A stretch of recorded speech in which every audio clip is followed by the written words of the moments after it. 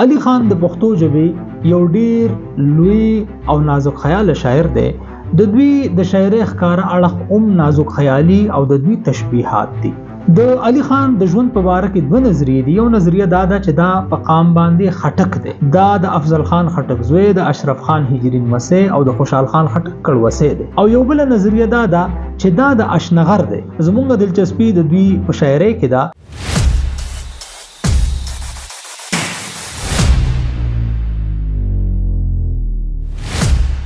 خټې د عاشق چې لا اخکل ملائکو، خټې د عاشق چې لا اخکل ملائکو، غم لکه بوس هسې ورګټ کو په خمیر کې. بسم الله الرحمن الرحیم. زه معلم افضل او زه په خپل چینل معلم نامه کې تاسو ټول ته هرکلی وایم. قدرمنو، نن چې موږ د کم شاعر په ژوند باندې بحث کوو او د هغوی په شاعرۍ باندې، د هغه نوم دی علي خان. علي خان د پښتو ژبې یو ډیر لوی او نازک خیال شاعر دی. د دوی د شاعرۍ ښکاره اړخ نازک خیالي او د دوی تشبیهات دي. قدرمنو، علي خان چې څومره غټ شاعر دی، نو دومره موږ ته د دوی د ژوند په باره کې معلومات ډیر کم ترلاسه شوي دي. د علي خان د ژوند په باره کې دوه نظریې دي. یو نظریه دا ده چې دا په قام باندې خټک دی. دا د افضل خان خټک زوی، د اشرف خان هجري لمسی او د خوشحال خان خټک کړوسی دی. او یو بل نظریه دا ده چې دا د اشنغر دی. او کوم کسان چې دا داوه لري چې دا د اشنغر دی، نو هغوی د داوی په تور باندې یو دوه شعرونه وړاندې کوي. لکه یو شعر دا دی چې اشنغر شکان د زلفو د دلبرو، ځکه نشته په دا ملک دکان د مشکو. نو د دې شعر نه چې دا پته لګي چې دا د اشنغرو دلته پیدا شوی، ځوان شوی، زوړ شوی او مړ شوی. بهرحال زمونږ دلچسپي د دوی په شاعرۍ کې ده. نو سیده مونږ راځو د دوی د شاعرۍ خسته خسته شعرونو ته. قدرمنو، علي خان په یو ځای کې فرمایي چې د کوڅې ګوټ به د پرې نږدم رقیب ته، افریدی شم و مغل ته خیبر نیسم. نو په دې شعر کې تاسو ته تشبیه ښکاري. او څنګه چې مغلو کله په خیبر ایجنسی باندې هغوی برید وکړو او هغوی دغه شانته بره د افغانستان طرف ته تلو، افریدو څه کار وکړو، هغوی ورته د کوڅې ګوټونه ونیول او ځای په ځای به ناست او په هغوی باندې به حملې کولې. نو شاعر وایي چې زما محبوب چې کم دی، د هغه کوڅه دا زما دپاره ډیره مقدسه. اوس چې دلته راځي رقیب، نو زه به ورته د کوڅې په ګوټ کې کینم، او څنګه چې به مغول راته او په هغه باندې به افریدیو حملې کولې، نو دغه شان چې زما رقیب راځي، نو د هغه مثال د مغول دی، یعنی زما د دشمن دی، او زه ورته د افریدیو په شانته د کوڅې په ګوټ کې ناستم او حملې به پرې کوم. په یو بل ځای کې فرمایي چې پلار مې د غنم مینې راوویست له جنته، او زه لا تمدار د غنم رنګو د وفا یم. تاسو ټولو ته پته ده چې آدم علیه السلام د جنت نه ولې راوتی دی. هغوی هلته کې د یو حرکت وکړو چې د غنم دانې وخوړل، او د هغې د وجې چې بیا کومه واقعه ده، نو قرآن مجید کې د هغې په تفصیل سره ذکر شته دی په احادیثو کې هم. نو شاعر وایي چې د غنم د وجې نه زما پلار چې کم دی، چې آدم علیه السلام زما ستا او زموږ د ټولو پلار دی، هغه ټول د هغه د غنم د وجې د جنت نه راووت. اوس په دنیا کې چې زما کوم محبوب دی، نو هغه غنم رنګی دی. نو غنم خو سیز بې وفا دی. د غنم د وجې نه پلار مې د غنم مینې راوویست له جنته، او زه لا تمدار د غنم رنګو د وفا یم.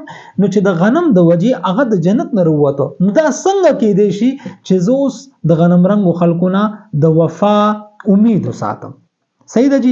دغه شان یو بل شعر دی، وی سپوږمۍ شپول د ځان چاپېره کړو صنمه، سپوږمۍ شپول د ځان چاپېره کړو صنمه، چې د حسن د تاراج دې شرمېږي.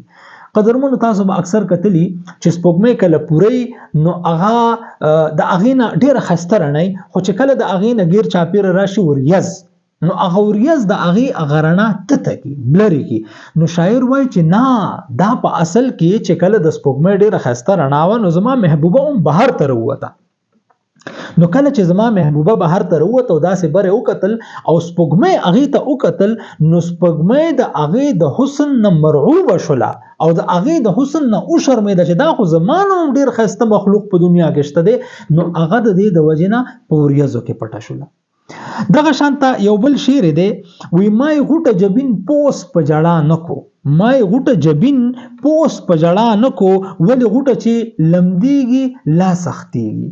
دا خو زمونږ په عام مشاهده کې ده دا خبره، چې کله مونږ یو تار لا، یو پړی لا، یو سیز لا غوټه ورکو، صحیح ده کنه، غوټه ګیره باندې چې هغه مونږ غوټه کو او هغه غوټه چې کله لمده شي نو هغه بیا ډیره زیاته سخته شي، بیا نه کولاویږي. نو اوس مونږ اکثر وایو کنه وې زه په تندې دي 12 بجو کړی دي، مطلب تاسو ماته تندې داسې وران کړی دی، صحیح ده.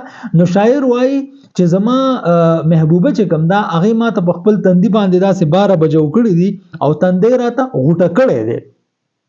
نو ما چې ورپسې څومره جړاګانې وکړلې نو په کار خو دا وا چې زما جړا هغه د هغې زړه نرم کړی وی، خو نه، چونکې په دنیا کې قانون داسې دی چې د لمدېدو سره غوټه نور هم سختېږي. نو دغه شان زما د اوښکو زما د جړا د وجې د هغې چې کم جبین دی، د هغې چې کم تندی دی، نو هغه نور هم سخت شو. اول شو ځکه چې هغه د دنیا هغه د قانون په ضد کې راغلی. یو بل ځای کې علي خان بابا فرمایي که زړه د اندلیب د بورا اوسو خزان چیرته سلامت پرې خو د ګل زړه. دا سیز به هم تاسو لیدلی چې بورا چې کم دی، بورا دا هغه تور ګونګټي چې کم راځي او په ګلونو باندې کینی. نو عندلیب چې کم دی هغه زړه مې عندلیب شو تل سنا د ګل کوي، صحیح ده، او کله تحمل کوي به سنا د ګل نه. نو دغه شان عندلیب چې کم دی دا بلبل دی، دا ګل راځي او د ګل سره مینه کوي، د ګل سره کینی، او بورا هم راځي په ګل باندې کینی.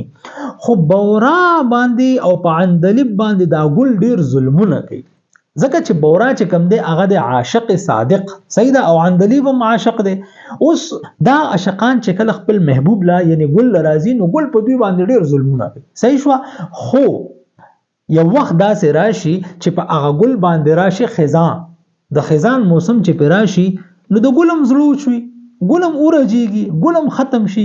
نو په دې شعر کې اصل کې شاعر یو یونیورسل ټروت بیان کړی دی چې په دنیا کې ایز یو سو سوشل یو ریپ، چې څه کوي هغه بریبي. نو ګوره که خزان که ګل په بورا او په عندلیب باندې ظلمونه کوي نو خزان هم د ګل زړه سلامت پرې نه خود بلکې د هغه زړه اوچو.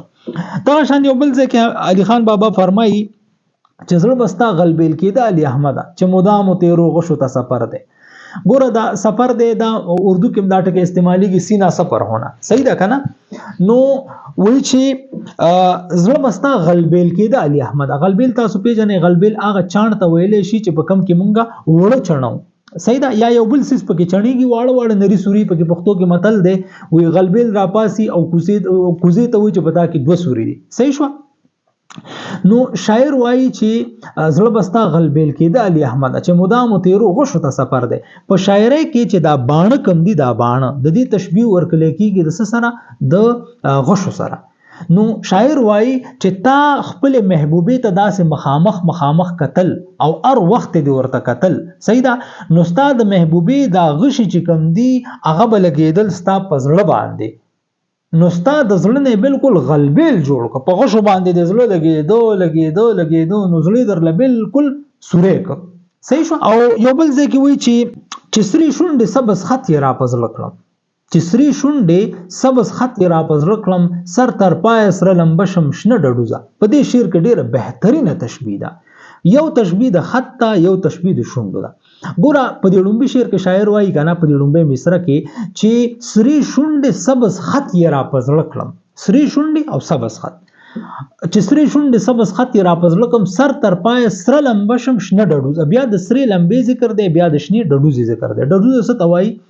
کله چې په لرګي باندې اور ولګي، په کچه لرګي او دا غي نه کوم شین لوګي خيږي، هغه شین لوګي ته وي ډډوزه، صحیح ده. نو شاعر وایي چې ځکه د خپل محبوبې دا شین خط خلک وي کنه، وي د دې سړی شونډه شنه شوې ده، مطلب دا دی چې دا سړی زلمی شوی دی، تازه دلته شنه ویښته راغلي دي، صحیح ده. نو د شعر مطلب دا شو چې زه کله د خپل محبوبې د شین خط را پزړه کړم نو د هغې د وجې په ما باندې شین اور ولګي، صحیح ده. او زه چې کله د هغې سرې شونډې را پزړه کړم هغه ما ته را یاد شي نو د هغې د وجې نه زه سره لمبه شم. نو قدرمندو دا څومره شعرونه چې موږ وویل، چونکې د علي خان د شاعرۍ ښکاره اړخ دی د هغه تشبیهات، صحیح ده جی. نو پدې کې با تاسو په هر یو شعر کې تاسو ته نادر او بهترین تشبیهات ملاويږي. تاسو په دې باندې وایوره او توجه په وکړئ نو دا ټول سيزونه به تاسو ته ملو شي. امید لرم چې دا ویډیو بس تاسو خوښ شوي. که دا تاسو خوښ شوي نو موږ سره په دې کې کمنټ وکړئ، خپل رائے موږ لرا کړئ او دا چینل د سره سبسکرایب کړئ، دا د نور مرګرو سره شیر کړئ. ډیره مننه. د الله پامان.